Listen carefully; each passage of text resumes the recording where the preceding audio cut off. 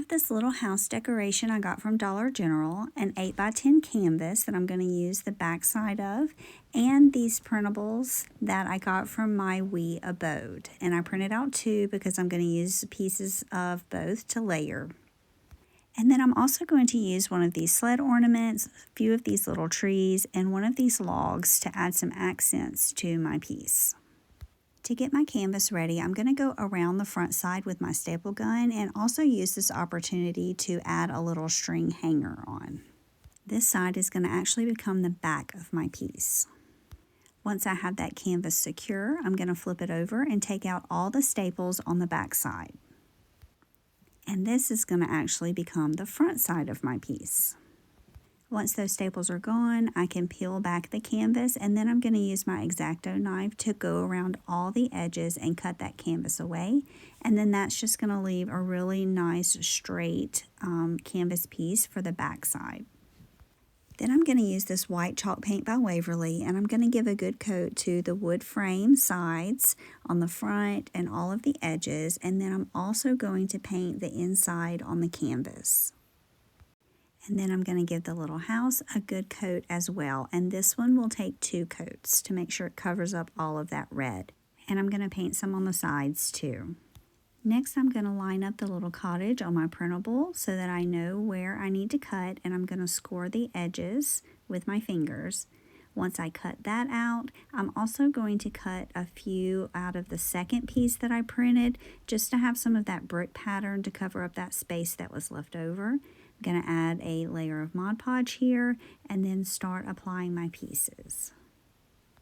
And since the rice paper that I printed it on is kind of thin, it's easy to start layering them on, and it's not really quite as noticeable. You can kind of blend anything that stands out.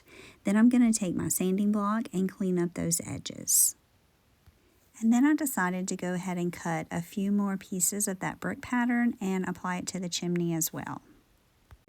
Once everything is covered, I'm going to add another layer of Mod Podge on top to seal it in, and then I'm going to clean up the edges of that chimney real quick too. And now it's time to start laying out the pieces of my background. I'm kind of putting them where I want them to be, scoring those edges and cutting them out. And I just do that with all the little pieces of trees and scenery that I can use to put on the back. Once I have them all cut out, then I'm going to start just layering them in.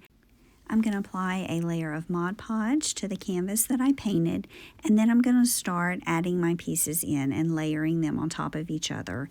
I'm going to start with this bigger piece, and then I'm going to use some of the smaller pieces to just fill in the empty spaces. And you can use one of these little chip brushes to kind of apply more glue, and then also to tap down your paper so that it lays nice and flat. Then I'm going to add another layer of Mod Podge on top to glue it down and seal it all in. Next, I'm going to use some of this E6000 and a little hot glue to add my house in. I'm just going to place it right there in that little hole that was left, and then I'm going to use some of this distress ink to go around and do some shading around my house. I'm going to get the edges of the design, and then I'm also going to spread some on that white part that you see. I'm going to apply some blending ink there as well, and I'm also working on that roof, just kind of defining those edges. Now I'm going to do some dry brushing on my board. I'm going to use this mineral chalk paint and this classic caramel acrylic paint and just start dry brushing it on. I'm going to use the classic caramel first, going around all of the edges, any of the white part that you can see. And it's okay if it gets on a little bit thick because we're going to use that mineral color to go over the top of it and just tone it down, and also it's going to hide some of it as well. So once I have the caramel on, then I'm going to start applying the mineral color in just the same way. And I'm also going to work on this little sled while I have my paint out. I put a little mineral on there, and then I'm just hitting it with a touch of that white paint to look like snow. Now I'm going to use some cotton balls first to make a little smoke coming out of that chimney. And then I'm also going to use them to add a little bit of snow effect to the bottom of the sides of my house.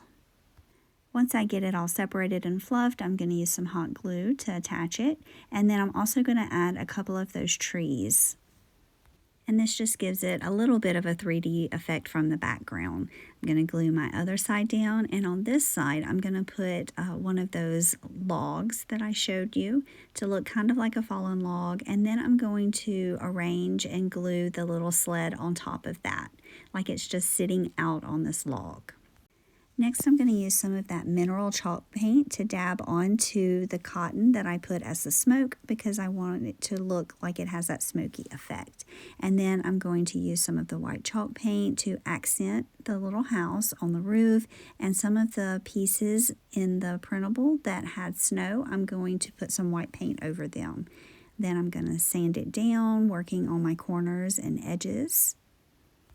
And finally, it needs a little bow. I'm going to use just this burlap ribbon to make a super simple bow to put over in the corner.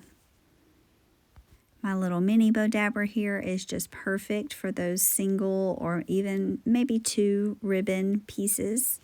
They just make really sweet little bows. I'm using some twine there to tie it, cinch it up really tight in the middle. I don't need those strings, so I'm going to cut them away. Then I'm going to glue it onto the corner of my piece. And then just to give it a little extra security, I'm going to go ahead and staple those loops onto the wooden frame underneath. And I'm also going to trim those ends. And here is how it turned out. And I just think it's a really sweet, cozy looking little cottage scene. Thanks so much for watching my video, and I hope it inspired you to get a little crafty. Have a blessed day.